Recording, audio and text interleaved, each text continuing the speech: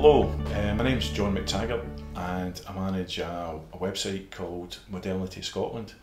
And Modernity Scotland is a website that provides online support for teachers and students, mostly students of higher modern studies. That's definitely what the website is aimed at, because higher modern studies studies Scottish politics, big Scottish focus in higher modern studies, UK politics as well, UK social issues and international issues, particularly subject areas such as the United States, South Africa and China.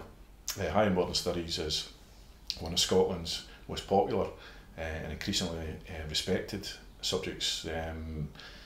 Law faculties, human resource faculties especially seem to like modern studies as a qualification. So it's a very popular subject, and the nature of that type of subject for me lent itself to having online support as well as traditional textbook support, because the world moves on, presidents come and go, elections change governments, the politicians who do take over issues in one academic year won't necessarily be around the next academic year.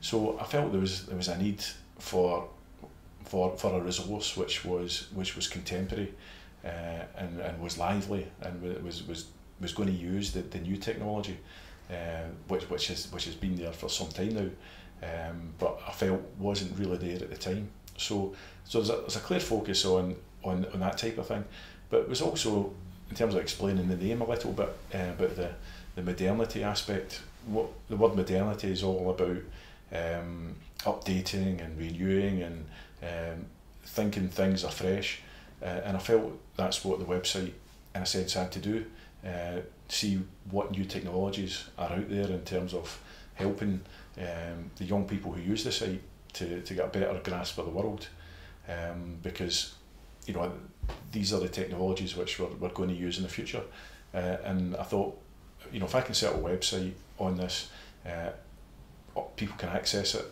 at a time and place of their own choosing. It can be at school, it can be at home. This is something which wasn't really available at the time, so that was really why I set up the website. I had a lot of fun putting things together, seeing some things work very well, other things it's a learning curve. I think that's what you find with this kind of technology. You learn as you go along, and you're always picking up new ideas and finding ways that communicate better with your audience. The website itself is composed of a series of articles which are very specifically focused on the high modern studies qualification. So for example, if you go into the website, you find a number of articles on voting systems and voting behaviour, which is a very popular option.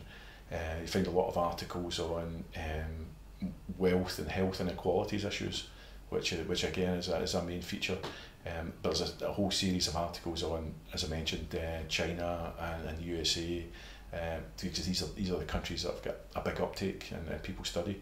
So if you look at the articles, you find that these articles are relevant to the syllabus, but they're often interspersed with an appropriate YouTube clip, so the reader isn't reading a big massive chunk at any one time. It's very important to me that they're small chunks, very focused information, so it's perfect if someone's got revision to do for an exam or they've got homework to do.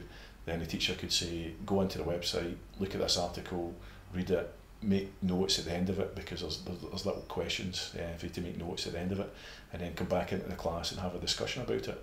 So I wanted to make it in such a way that someone wouldn't go onto this website and feel they had to read absolutely everything on it. The articles are quite focused. So that's one part of the website. Once the website was up and running, I found that there was a demand for more traditional ways of learning as well. I don't think in the same way that the websites are going to replace newspapers, the websites will replace textbooks. I think it's important that people know how to read, know how to concentrate. I feel very strongly that there's a need for young people to read something of substance. So not that the articles on a website aren't of substance, but to take that form of learning. So far brought out 2 textbooks, one on UK politics, which is called Modern UK Politics, another one on social issues, which is Modern UK Social Issues. So I don't think the move towards the digital media means that the old media is completely redundant. I think there's a place for all types of learning, and of course with this type of work, you can never remove the role of the teacher. The role of the teacher is absolutely fundamental in learning, and one of the great things about the website is the relationships I've been able to build up with a whole number of teachers across the country. And I've always found in education that if teachers are confident, if teachers enjoy the resources, then that has obviously a very big impact on the learners themselves.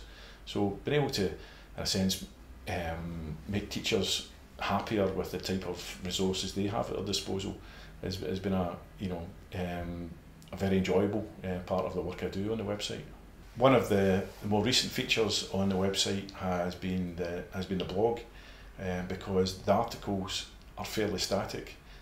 The last thing a student wants is, if they've been taught a particular part of the course and read an article about an aspect of politics, and then they go into the article again 2 days later and it's been changed. Students wouldn't know where they were if all the articles were changing. I tend to update the articles during the summer, Christmas time, and over the Easter holidays, because usually they need to be refreshed at that point. Obviously, if Barack Obama has been elected president, you'll have a big special on that, and you have to go through the articles and put President Bush in a more past tense. That's the nature of politics. But the issue of the blog was to mean that on a more regular basis, we could have a feature on an aspect of politics or social issues that was much more current and much more live. And the beauty of the blog is that you can interact with teachers, with learners, and that's really, I think, what education has to try and embrace in the years to come, is that interactivity, because you have that type of interactivity in the classroom, and that's what makes the subject enjoyable. So if the online experience is essentially a passive one, there's a role for that, but I think especially in the type of subject like modern studies, there's got to be an opportunity for teachers to make a contribution online, and for learners to make a contribution online. So the blog's an ideal way to have that type of discussion. One of the things that we're going to be working on over the next year or so is an increasing focus on video content. 2010 is a particularly exciting year with a UK general election coming up. So we plan to interview and film and put on the website discussions with MSPs, MPs, local councillors, all sorts of elected representatives. So a lot of the content on the site won't be through the filter of Modernity Scotland or through some kind of second party, but we'll be talking to the actual people themselves who matter and have their viewpoints available for people who choose to visit Modernity Scotland. One of the features of Modernity Scotland is the network, the Higher Modern Studies network, and what that is an opportunity for teachers to have their own group within the network, and they can use that group to invite the students from their higher classes onto the website within the group, and they can communicate with them about maybe it's assessments that's coming up, or it's school trips that's coming up, or it's aspects of the lessons, whatever. The beauty of it is that it allows students themselves to interact with each other, or to interact with a teacher, and for teachers to interact perhaps with other teachers who are in the wider network. So I'm trying to encourage as many schools as possible to take advantage of this opportunity to do it. But the teachers I've been speaking to so far seem to be very keen to do this type of thing. It is something new. I think that it's the type of thing we're going to look back on in a few years' time, and it's going to be standard practice for online learning to take place. And I think this is one of the really exciting things about the website. And I'm really looking forward to working with teachers to enable them to set up these networks.